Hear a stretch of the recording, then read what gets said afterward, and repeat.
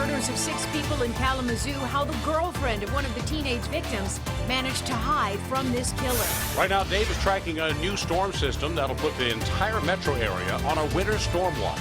A confusing school millage in Oakland County that's dividing taxpayers. What's being done tonight to set the record straight? You're watching 7 Action News, always taking action for you. First at 6, a confession in Kalamazoo. The prosecutor says an Uber driver admitted to that weekend killing spree. 45-year-old Jason Dalton faced a judge by video hookup to be formally charged with 6 counts of murder, 2 counts of attempted murder, and a whole list of other crimes. Now, despite his confession, the motive remains a mystery right now, but we are told surveillance video from a car dealership where a father and son were murdered indicates the suspect picked his targets and aggressively attacked. 7 investigator Jim Kurtzner begins our team coverage live from Kalamazoo tonight. Jim? It's a very close call for a young lady, as you're going to see in a minute. Her boyfriend, a popular high school senior tonight, missed by many. It was like, typical little sister talking about boys, and I had to listen and nod and give her advice. Tyler Smith and his dad Rich were car shopping here on the west side of Kalamazoo Saturday night after the dealer was closed. It would be in the wrong place at the wrong time, shot and killed. Actually, it'd be the best time to look because you're not going to be bothered by salesmen. Flags are now at half staff here and across the state.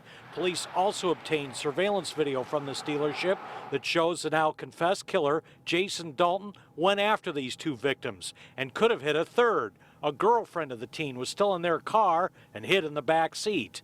Dalton walked right by her and didn't see her. It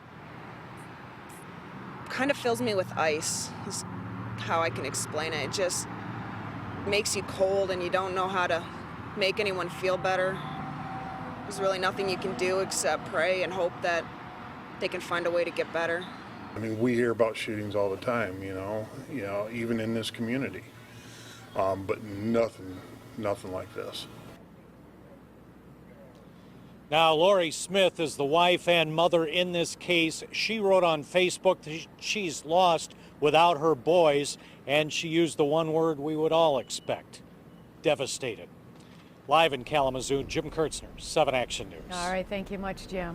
Family and friends packed the courtroom in Kalamazoo this afternoon as that accused killer was arraigned for this horrendous crime. 7 investigator Jonathan CARLSON continues our coverage with what the judge had to say to Jason Dalton. It's a question no one has an answer to. Why would a seemingly normal 45-year-old man snap? We might not ever have a very good explanation for why this happened. By all accounts, Jason Dalton was a happily married father of 2. He just seemed like a normal guy. But as we know, looks can be deceiving. Rumors have been swirling about marital problems, but nothing is confirmed, and he isn't talking. Police say he's admitted to the crimes, but refuses to offer up a motive. In court today, he continued his silence, offering up nothing. The 7 investigators dug into his past and found no criminal history. His neighbors offering up no clues.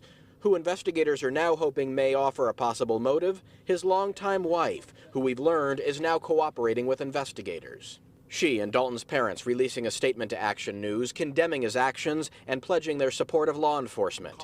Outside court, those who knew the victims were not forgiving. I'm very angry, and if I had a gun, I'd shoot him myself. I was wishing that Michigan had the death penalty. I really did. This community outraged for the victims and outraged that this crime was brought on their city. We're live in Kalamazoo tonight. I'm Jonathan CARLSON, 7 Action News. All right, thank you much, Jonathan. So many questions, so few answers. We invite you to stay with Action News and WXYZ.com for continuing coverage of the killings in Kalamazoo.